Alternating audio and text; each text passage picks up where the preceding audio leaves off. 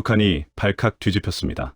북한이 미사일을 쏘고 핵 위협을 높일 때마다 평성의 한 군수공장에서는 이상한 일이 벌어졌습니다. 서민들의 배급은 끊기고 장마당 쌀값은 하늘을 찌르는데 공장 간부들의 금고는 오히려 더 두둑해지는 것이었습니다. 그 비밀이 담긴 장부를 회계 담당자였던 저는 그만 보고 말았습니다. 과연 그 장부에는 무엇이 적혀 있었을까요? 그리고 저는 왜 그 모든 것을 버리고 목숨을 걸어야 했을까요? 지금부터 그 이야기를 들려드리겠습니다. 이 영상이 도움이 되셨다면 구독과 좋아요 부탁드립니다. 여러분의 관심이 더 많은 탈북민들의 진실된 이야기를 전할 수 있는 힘이 됩니다. 그 모든 것은 이렇게 시작되었습니다. 제 고향은 평안남도 평성시입니다. 평양에서 기차로 1시간쯤 걸리는 곳인데 여러분은 잘 모르실 수도 있지만 북한에서 평성은 좀 특별한 도시였습니다. 과학자들이 많이 사는 곳이기도 했고 장마당이라고 우리로 치면 재래시장 같은 곳인데 그게 유독 크고 활발했습니다. 쌀이고 옥수수고 심지어 중국에서 들어온 과자까지 구할 수 있는 곳이었으니까요. 그래서인지 평성은 돈 좀 있는 사람들이 모인다는 말도 있었습니다. 저는 거기서 국영 공장의 회계 담당으로 일했습니다. 쉽게 말하면 공장 살림살이를 장부에 기록하는 사람이었지요. 숫자를 다루는 일이다 보니 머리는 좀 쓰는 직업이었지만 대우가 썩 좋지는 않았습니다. 당시 월급이라고 받는 게 북한 돈으로 몇 천 원 수준이었는데 시장에서 쌀 1kg을 사면 몇백 원이 훌쩍 나가던 시절이었으니 월급만으로는 가족을 먹여 살리기가 빠듯했습니다. 집에는 아내와 아들 둘이 있었습니다. 큰아들은 15살로 학교에 다니고 있었고 작은아들은 12살이었습니다. 아내는 장마당에서 두부를 만들어 파는 일을 했는데 새벽 4시면 일어나 콩을 갈고 두부를 굳혀 아침 일찍 좌판을 폈습니다. 우리 어머니들이 그랬잖습니까? 가족 먹이려고 밤낮을 가리지 않고 일하셨잖아요. 제 아내도 꼭 그랬습니다. 아침이면 저는 옥수수밥을 한 덩이 먹고 공장으로 출근했습니다. 북한에서는 흰쌀밥은 명절에나 구경하는 것이고 평소엔 옥수수를 갈아 쪄낸 밥이 주식이었습니다. 어르신들은 일제강점기 배급 시절이 생각나신다고 하실 수도 있는데 어떻게 보면 그와 비슷한 형편이었습니다. 국가에서 정해준 양만큼만 받고 그것도 제때 나오면 다행인 시절이었으니까요. 공장에서는 매달 초 이른바 생활총화라는 걸 했습니다. 동네 이장님이 마을 사람들을 불러 모아 이번 달에 잘못한 사람 나와서 반성하시오 하는 것과 비슷한 자리였습니다. 서로 잘못을 고백하고 다른 사람의 허물을 지적하고 당의 가르침을 따르겠다고 다짐하는 시간이었지요. 저도 그 자리에서 매번 더 열심히 일하겠습니다 하고 고개를 숙였습니다. 그게 당연한 일이라고 생각했습니다. 그 시절 저는 체제를 의심할 이유가 없다고 여겼으니까요. 그런데 딱 한 가지 마음에 걸리는 게 있었습니다. 장부를 정리하다 보면 가끔 숫자가 맞지 않는 대목이 있었습니다. 어떤 항목은 분명히 쓴 것도 없는데 예산이 나가 있고 어떤 항목은 실제로 쓴 것보다 장부에 적힌 금액이 훨씬 컸습니다. 처음엔 그냥 실수겠거니 했습니다. 그런데 그 실수는 이상하게도 해마다 특정 시기에만 반복되었습니다. 북한이 미사일을 쏘거나 핵실험을 한다는 소식이 들리던 그 무렵마다 말입니다. 당시엔 그게 무슨 뜻인지 미처 몰랐습니다. 그저 윗분들이 알아서 하시는 일이겠거니 저는 시키는 대로 숫자만 맞추면 된다고 생각했습니다. 그 생각이 얼마나 순진한 것이었는지를 깨닫는 데는 그리 오랜 시간이 걸리지 않았습니다. 그 이상한 장부가 자꾸 머릿속에 걸렸습니다. 어느 해 가을이었습니다. 북한 텔레비전에서는 연일 미사일 발사 성공 소식이 흘러나왔습니다. 아나운서는 목소리를 높여 위대한 수령님의 영도 아래 우리 조국이 또 한 번 세계를 놀라게 하였습니다 하고 외쳤고 공장 안 스피커도 같은 방송을 틀어댔습니다. 동료들은 박수를 치고 환호했지만 저는 손뼉을 치면서도 마음 한구석이 영편치 않았습니다. 장마당에서 쌀값이 다시 오른다는 소문이 벌써 돌고 있었기 때문입니다. 그달 말 저는 공장 회계 장부를 정리하다가 눈을 의심했습니다. 전시 특별 물자 지원비라는 항목 아래 제가 본 적도 없는 자재 구입 내역이 빼곡히 적혀 있었습니다. 금액도 어마어마했습니다. 북한 돈으로 수억 원. 시장 쌀값으로 환산하면 우리 공장 직원 전체가 1년은 먹고도 남을 양이었습니다. 그런데 저는 그 물자가 공장에 들어오는 것을 단 한 번도 본 적이 없었습니다. 처음엔 제가 놓친 것이겠거니 했습니다. 다시 창고 기록을 뒤졌습니다. 없었습니다. 입고 서류를 찾았습니다. 없었습니다. 담당 부서에 조심스럽게 물어봤더니 담당자는 표정이 굳어지면서 그런 건 윗분들이 알아서 하시는 거야. 자네는 그냥 숫자만 맞추면 돼. 하고 짧게 잘라 말했습니다. 그 말투가 마치 더 묻지 말라는 경고처럼 들렸습니다. 그날 밤 집에 돌아와 아내가 차려준 옥수수밥을 먹으면서 저는 자꾸 그 숫자들이 머릿속에 맴돌았습니다. 어르신들, 여러분도 경험해 보셨을 겁니다. 뭔가 잘못됐다는 걸 알면서도 차마 입 밖에 내지 못하던 그 답답한 마음 말입니다. 일제강점기에도 6.25 전쟁통에도 우리 어머니, 아버지 세대는 그렇게 속으로 삭히며 사셨다고 하지 않습니까? 그 시절 제 마음이 꼭 그랬습니다. 그로부터 며칠 뒤 결정적인 장면을 목격했습니다. 공장 부장의 아들이 평양에서 왔다며 공장을 찾아왔는데 그 차림이 예사롭지 않았습니다. 중국제 가죽 점퍼에 반짝이는 시계, 손에는 외국 과자 봉지를 들고 있었습니다. 우리 아들들이 평성 장마당에서 옥수수 튀밥 하나 사달라고 조를 떼었는데 말입니다. 직원들은 아무 말도 못하고 눈인사만 했습니다. 저도 고개를 숙였습니다. 그런데 허리를 펴면서 문득 이런 생각이 들었습니다. 저 돈이 어디서 났을까? 그제야 장부의 숫자들이 다르게 보이기 시작했습니다. 미사일을 쏠 때마다 부풀려지는 예산, 창고에 들어오지 않는 물자, 간부 자녀의 번듯한 차림새, 그 모든 것이 하나의 선으로 이어지는 느낌이었습니다. 저는 그 선의 끝이 어디인지 알고 싶지 않았습니다. 하지만 이미 너무 많이 보아버린 뒤였습니다. 이 나라에서 전쟁 위기는 누군가에게 위기가 아니라 기회였구나. 그 생각이 머릿속을 떠나지 않았습니다. 그리고 그 생각은 이후 제 삶 전체를 바꾸어 놓았습니다. 그 생각이 머릿속에 박힌 뒤로 일상이 달라 보이기 시작했습니다. 그해 겨울이 유독 혹독했습니다. 평성의 겨울은 원래 매섭습니다만 그해는 특히 심했습니다. 공장 난방이 끊긴 지 오래였고 직원들은 제 자리에서 두꺼운 손바지 위에 외투를 껴입고 일했습니다. 손이 얼어붙때조차 제대로 쥐기 힘들었습니다. 어르신들, 옛날 연탄이 귀하던 시절에 양말 2켤레씩 겹쳐 신고 이불 속에서 숙제하던 기억 있으시죠? 그것보다 더 혹독한 추위였습니다. 그런데 공장 부장 사무실에서는 온기가 흘러나왔습니다. 문 틈으로 새어나오는 따뜻한 공기와 함께 가끔씩 고기 굽는 냄새도 났습니다. 직원들은 서로 눈빛만 주고받았습니다. 아무도 입 밖에 내지 않았지만 모두가 알고 있었습니다. 그 무렵 장마당에서는 쌀값이 다시 크게 올랐습니다. 미사일 발사 이후 외부에서 들어오는 물자가 줄었다는 소문이 돌았고 장사꾼들은 물건을 아예 내놓지 않거나 가격을 2배로 불렀습니다. 아내는 두부 장사로 버는 돈이 예전 같지 않다며 한숨을 쉬었고 큰아들은 학교 점심을 굶는 날이 늘었습니다. 하루 한 끼도 제대로 먹이기 어려운 날들이었습니다. 그때 옆집에 살던 김씨 아저씨 이야기를 빼놓을 수가 없습니다. 그분은 저보다 10살쯤 많은 분으로 탄광에서 평생 일하신 분이었습니다. 어느 날 새벽, 저는 골목에서 그분이 쓰러져 있는 것을 발견했습니다. 밤새 아무것도 드시지 못한 채 출근길에 쓰러지신 것이었습니다. 약 한 알 구하기도 하늘의 별 따기인 시절이라 저는 할 수 있는 게 아무것도 없었습니다. 그냥 부축해서 집까지 모셔다 드리는 것이 전부였습니다. 그분은 그로부터 석 달 뒤 돌아가셨습니다. 김씨 아저씨가 돌아가시던 날, 저는 집에 돌아와 혼자 오래 앉아 있었습니다. 그분의 부인은 울지도 못했습니다.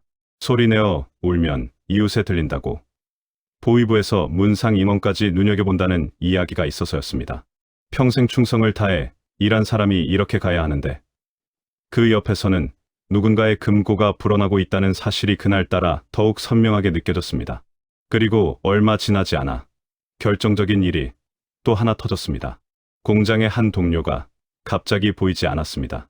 며칠 뒤 소문이 돌았습니다. 장부에서 이상한 점을 지적했다가 보위부에 끌려갔다는 것이었습니다. 정확히 제가 하려다 멈췄던 그 행동을 한 사람이었습니다. 저는 그 소문을 듣는 순간 등줄기가 서늘해졌습니다. 그 동료가 어디로 갔는지 지금도 모릅니다. 이대로는 살 수 없다. 그 말이 처음으로 속에서 올라온 것이 바로 그날이었습니다. 동료가 사라진 그날부터 저는 밤마다 잠을 이루지 못했습니다. 눈을 감으면 그 동료의 얼굴이 떠올랐습니다. 저와 비슷한 나이에 자식도 둘 있던 사람이었습니다. 장부에서 이상한 점을 슬쩍 입 밖에 냈다가 흔적도 없이 사라진 것이었습니다. 저는 그보다 더 많이 알고 있었습니다. 그 사실이 밤마다 저를 짓눌렀습니다. 언제 제 차례가 올지 모른다는 공포였습니다. 어느 날 아침, 출근길에 낯선 사람 둘이 공장 입구 쪽에 서 있는 것을 봤습니다. 검은 외투에 말이 없는 사람들이었습니다. 평소에 보던 얼굴이 아니었습니다. 동료 하나가 제 귀에 바짝 대고 속삭였습니다. 보위부 사람들이야. 조심해. 저는 아무렇지 않은 척 고개를 숙이고 자리로 들어갔지만 그날 하루 종일 손이 떨렸습니다. 그날 밤, 저는 아내에게 처음으로 솔직하게 말했습니다. 장부 이야기, 동료가 사라진 일, 보위부 사람들이 왔다는 것까지. 아내는 한동안 아무 말도 하지 않았습니다. 그러다가 조용히 물었습니다. 아이들은요? 저는 대답을 못했습니다. 어르신들, 자식 앞에서 아무 말도 못하게 되는 그 순간이 얼마나 무너지는 기분인지 아마 아시지 않겠습니까? 결심이 선 것은 그로부터 일주일 뒤였습니다. 작은 아들이 학교에서 돌아오더니 오늘 선생님이 부모님이 당을 잘 받드는 집 아이들만 중학교에 추천서를 써준다고 했다며 아무 뜻도 모르고 전했습니다. 12살짜리 아이 입에서 나온 그 말이 어떤 칼보다 더 깊이 박혔습니다. 이 나라에서는 아이들의 미래조차 내 손으로 만들어줄 수 없구나. 그 생각이 마지막 결심을 굳혔습니다. 탈북 루트를 수소문하는 일은 극도로 조심스러웠습니다. 장마당에서 오래 알고 지낸 아는 형에게 넌지시 물었더니 그분이 며칠 뒤 저를 따로 불러냈습니다. 두만강을 건너는 데 필요한 돈과 안내인 연락처를 귀띔해 줬습니다. 그 돈을 마련하려고 아내는 장마당 좌판을 팔았고 저는 숨겨둔 쌀을 내다 팔았습니다. 출발 전날 밤, 저는 혼자 몰래 부모님 산소를 찾아갔습니다. 평성 외곽 야산에 있는 조그만 봉분이었습니다. 무릎을 꿇고 한참을 앉아 있었습니다. 아버지, 어머니, 살아서 다시 올 수 있을지 모르겠습니다. 잘 가겠습니다. 소리를 내면 안 되니 속으로만 울었습니다. 고향을 떠나는 마지막 밤이었습니다. 다음날 새벽, 저와 아내는 평소처럼 집을 나섰습니다. 큰아들은 잠든 채로 두고 왔습니다. 그 아이 얼굴을 마지막으로 한 번 더 보고 싶었지만 깨우면 따라 나설까 봐 차마 그럴 수 없었습니다. 문을 닫는 순간 제 심장이 멎는 것 같았습니다. 그날 새벽은 유독 어두웠습니다. 출발 전날 안내인이 귀띔해준 말이 있었습니다. 새벽 2시에서 3시 사이가 경비대 교대 시간이요. 그때가 딱 1시간, 눈이 느슨해지는 틈이요. 저는 그 1시간에 제 목숨을 걸기로 했습니다. 아내 손을 꼭 잡고 안내인의 뒤를 한 발짝씩 따랐습니다. 손이 땀으로 흥건했습니다. 두만강은 생각보다 폭이 좁았습니다. 하지만 한겨울 강은 살얼음이 얼어 있었고 어디가 얕고 어디가 깊은지 눈으로는 알 수가 없었습니다. 안내인이 먼저 발을 디뎠습니다. 발목까지 잠기더니 무릎까지, 그 다음엔 허벅지까지. 저도 발을 넣었습니다. 차가운 물이 허벅지를 타고 올라오는 느낌은 지금도 잊히지 않습니다. 어르신들, 한겨울 냇물에 발을 담가 보신 적 있으시죠? 그보다 10배는 더 차갑고 10배는 더 무서웠습니다. 강 중간쯤 건넜을 때였습니다. 갑자기 저 멀리 강변에서 불빛이 깜빡였습니다. 경비대의 손전등이었습니다. 안내인이 팔을 들어 엎드려 하고 눈짓했습니다. 저는 아내와 함께 강물 속에 몸을 낮췄습니다. 얼음장 같은 물이 허리까지 차올랐습니다. 숨을 참았습니다. 아내가 제 손을 더 세게 쥐었습니다. 그 손의 떨림이 제 손을 타고 전해졌습니다. 불빛이 한 번, 2번 훑고 지나갔습니다. 저는 눈을 감고 속으로 빌었습니다. 하늘에 계신 어머니, 아버지, 이 자식 좀 살려주십시오. 어린 시절 교회를 다닌 적이 없었지만 그 순간만큼은 간절히 기도했습니다. 목숨이 경각에 달렸을 때 사람은 누구나 하늘을 찾게 되는 것 같습니다. 불빛이 사라졌습니다. 안내인이 빨리 하고 손짓했습니다. 저는 아내를 끌어당기며 나머지 강을 건넜습니다. 중국 쪽 강변 풀숲에 몸을 숨기고 나서야 비로소 숨을 내쉬었습니다. 아내가 제 품에 얼굴을 묻고 온몸을 떨었습니다. 저도 떨고 있었습니다. 추위 때문인지 공포 때문인지 그때는 구분이 되지 않았습니다. 풀숲에 웅크려 있으면서 저는 북쪽 하늘을 한번 올려다봤습니다. 평성 하늘과 별자리가 같았습니다. 큰아들이 잠든 채로 두고 온 집 쪽 방향이었습니다. 이름을 부르고 싶었지만 소리를 낼 수 없었습니다. 그냥 속으로만 불렀습니다. 잘 있어라, 아들아. 아비가 반드시 다시 데리러 온다. 그 다짐이 눈물 대신 가슴 속에서 굳어졌습니다. 그렇게 저는 북한 땅을 떠났습니다.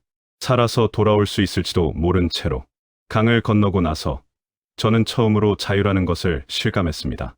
하지만 그 자유는 오래가지 않았습니다. 안내인이 데려간 곳은 연변 조선족 마을의 작은 농가였습니다. 주인은 60을 넘긴 조선족 할머니였는데 우리를 보자마자 강으로 들이며 뜨거운 옥수수죽을 내어주셨습니다. 북한 말과 비슷한 억양으로 얼른 드이소, 얼른 하시는데 어머니 목소리 같아서 그만 눈물이 났습니다. 아내도 숟가락을 들다가 울음을 터뜨렸습니다. 같은 핏줄이라는 게 그 순간처럼 절실하게 느껴진 적이 없었습니다. 하지만 며칠이 지나자 중국도 결코 안전한 곳이 아니라는 것을 깨달았습니다. 조선족 할머니는 밤마다 창문을 꼭 닫고 목소리를 낮춰 말씀하셨습니다. 공안들이 요즘 단속이 심하여 낮에는 절대 밖에 나가면 안 돼요. 공안이란 중국 경찰인데 탈북자를 잡으면 북한으로 강제 송환시키는 것이 원칙이었습니다. 잡히는 순간 다시 북으로 끌려가 처벌을 받는다는 뜻이었습니다. 그 집에서 한 달을 숨어 지낸 뒤 저는 인근 농장에서 일자리를 구했습니다. 중국말을 한마디도 못하니 그냥 몸으로 때우는 일만 할 수 있었습니다. 새벽부터 해가 질 때까지 밭을 메고 농기구를 나르고 거름을 치웠습니다. 어르신들, 시골에서 농사일 해보신 분들은 아실 겁니다. 젊은 사람도 허리가 끊어질 것 같은 일인데 저는 그게 오히려 반가웠습니다. 몸이 지쳐야 쓸데없는 생각을 안 하게 되니까요. 거처를 3번 옮겼습니다. 한 번은 단속 소문이 돌아 한밤중에 짐도 제대로 못 챙기고 뛰어나왔고 한 번은 농장 주인이 더 이상 숨겨줄 수 없다며 내보냈습니다. 그때마다 다시 연락을 넣어 다른 곳을 찾아야 했습니다. 아내는 내색은 안 했지만 밤마다 잠을 이루지 못하는 것이 눈에 보였습니다. 저는 아무 말도 해줄 수가 없었습니다. 그러던 어느 날 한국인 선교사를 만났습니다. 조선족 교회를 통해 소개받은 분인데 처음엔 믿기가 두려웠습니다. 혹시 우리를 신고하려는 건 아닐까 하는 의심도 들었습니다. 그런데 그분은 우리에게 아무것도 요구하지 않았습니다. 그냥 밥을 주고 옷을 주고 한국으로 가는 방법이 있습니다. 하고 조용히 말씀하셨습니다. 그 말이 오랫동안 꺼져 있던 불씨 하나를 살려주었습니다. 한국이라는 단어가 처음으로 현실로 들어오는 순간이었습니다. 갈 수 있을까? 살아서 닿을 수 있을까? 그 생각이 머릿속을 가득 채웠습니다. 선교사님이 처음 한국행 이야기를 꺼내셨을 때 저는 솔직히 반신반의했습니다. 중국에서 한국으로 바로 가는 길은 없었습니다. 공항도 배도 탈 수 없었습니다. 신분증이 없는 탈북자가 합법적으로 국경을 넘을 방법은 존재하지 않았으니까요. 선교사님이 설명해 주신 루트는 이랬습니다. 중국에서 미얀마로, 미얀마에서 태국으로, 태국에서 한국 대사관으로. 지도를 머릿속에 그려보니 아득했습니다. 어르신들, 서울에서 부산 가는 것도 예전엔 반나절이 걸렸지 않습니까? 그 몇 배나 되는 거리를 신분도 없이 건너야 한다는 뜻이었습니다. 떠나기 전날 밤, 저는 아내와 나란히 앉아 한참을 말이 없었습니다. 아내가 먼저 입을 열었습니다. 가야지요. 이러다 여기서 잡히면 끝이잖아요. 짧은 말이었지만 그 안에 모든 것이 담겨 있었습니다. 저는 그냥 고개를 끄덕였습니다. 미얀마로 넘어가는 길은 험했습니다. 차를 타고, 걷고, 다시 차를 타는 여정이 며칠씩 이어졌습니다. 말이 통하지 않으니 안내인의 손짓만 따라다녔습니다. 밀림 사이 좁은 길을 걸을 때는 발이 부르텄고, 더운 날씨에 물도 제대로 구하지 못한 날도 있었습니다. 아내가 쓰러질 것 같다고 해서 제가 부축하며 걸었는데 사실 저도 무릎이 후들거렸습니다. 태국에 들어서던 날, 국경 근처에서 한 차례 검문이 있었습니다. 현지 경찰이 버스를 세우고 승객들을 하나하나 훑었습니다. 저는 눈을 내리깔고 최대한 조용히 앉아 있었습니다. 심장이 귀까지 들릴 것 같았습니다. 경찰이 제 앞을 지나쳤습니다. 그냥 지나쳤습니다. 저는 숨을 참았다가 천천히 내쉬었습니다. 하늘에 계신 부모님이 또 한 번 지켜주신 것이라고 생각했습니다. 방콕의 한국 대사관 앞에 선 날을 저는 평생 잊지 못할 것입니다. 태극기가 걸려 있었습니다. 어르신들, 태극기를 보면서 눈물이 나신 적 있으십니까? 저는 그날 처음으로 그 경험을 했습니다. 북한에서는 인공기만 보며 살았는데 태극기를 보는 순간 다리에 힘이 풀렸습니다. 아내도 제 팔을 잡고 한참을 울었습니다. 대사관 직원분이 우리를 맞아주셨습니다. 따뜻한 한국말로 고생하셨어요. 이제 괜찮습니다라고 하시는데 그 말 한마디에 그동안 꽉 막혔던 것이 한꺼번에 터지는 것 같았습니다. 평성을 떠난 지 몇 달 만에 저는 처음으로 사람답게 울었습니다. 한국 땅이 가까워지고 있었습니다. 한국 땅을 처음 밟던 날, 저는 한동안 그 자리에 서서 움직이지 못했습니다. 인천공항이었습니다. 천장이 하늘처럼 높고 사람들이 바쁘게 오가고 어디를 봐도 불빛이 환했습니다. 북한에서는 밤이 되면 온 도시가 어둠에 잠겼습니다. 전기가 부족해 가로등 하나 제대로 켜지지 않는 곳이었으니까요. 그 어둠 속에서 수십 년을 살아온 사람이 처음 본 빛이었습니다. 아내가 제 손을 잡아 끌었습니다. 여보, 가요. 저는 그제야 발을 뗐습니다. 하나원이라는 곳에서 석 달을 지냈습니다. 탈북자들이 한국 사회에 적응할 수 있도록 도와주는 교육기관인데 거기서 처음으로 인터넷을 배웠습니다. 스마트폰이라는 것도 처음 만졌습니다. 어르신들, 핸드폰 처음 쓰실 때 어색하셨잖아요? 저는 그것보다 몇 배는 더 어색했습니다. 손가락으로 화면을 누르면 세상이 다 열린다는 게 도무지 믿기지 않았습니다. 마트에 처음 갔던 날도 잊지 못합니다. 진열대에 물건이 천장까지 쌓여 있었습니다. 쌀만 해도 종류가 10가지가 넘었습니다. 북한에서는 쌀 한 줌 구하려고 장마당을 전전하던 사람이 고르는 게 너무 많아 멍하니 서 있었습니다. 직원분이 도와드릴까요? 하고 물으셨는데 저는 그 말이 너무 고마워서 엉뚱하게 눈물이 날 뻔했습니다. 말투도 달랐습니다. 남한 사람들은 말이 빠르고 외래어를 많이 썼습니다. 스펙, 콘텐츠, 아이템 같은 말들이 오가는데 저는 절반도 알아듣지 못했습니다. 어르신들도 요즘 젊은이들 말이 낯설게 느껴지실 때가 있죠. 저는 그보다 훨씬 더 깊은 낯설미였습니다. 같은 한국말인데 왜 이렇게 다를까 싶어 몇 번이나 웃음이 나기도 했습니다. 지금 저는 탈북민 정착 지원 단체에서 회계 일을 하고 있습니다. 북한에서 장부를 다루던 솜씨가 여기서도 쓸모가 있었습니다. 아내는 근처 식당에서 일하는데 두부 잘 만든다고 사장님께 칭찬을 받습니다. 평성 장마당에서 새벽마다 두부를 만들던 그 솜씨가 여기서도 빛을 발하는 것이지요. 고생이 헛되지 않았구나 싶어 그날 밤 둘이서 오래 웃었습니다. 다만 한 가지, 마음에 늘 걸리는 것이 있습니다. 북에 두고 온 큰아들입니다. 지금쯤 25이 넘었을 텐데 어떻게 살고 있는지 알 길이 없습니다. 밥은 먹고 있는지, 아비 없이 잘 버티고 있는지, 가끔 밤에 그 아이 어릴 적 얼굴이 꿈에 나타납니다.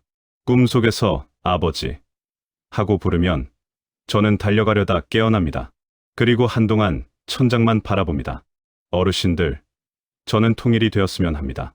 거창한 정치 이야기가 아닙니다. 그냥 아들 얼굴 한번 보고 싶습니다. 고향 야산에 있는 부모님 산소에 절 한번 하고 싶습니다. 평성 장마당에서 옥수수 튀밥 하나 사서 먹어보고 싶습니다. 그것이 제가 바라는 통일입니다. 여러분 세대에, 우리 세대에 꼭 그날이 오기를 간절히 바랍니다. 긴 이야기 끝까지 들어주셔서 감사합니다. 여러분의 관심이 저 같은 사람들에게 큰 힘이 됩니다. 구독과 좋아요, 그리고 주변에 많이 나눠주시면 더 많은 분들의 이야기를 전할 수 있습니다. 고맙습니다.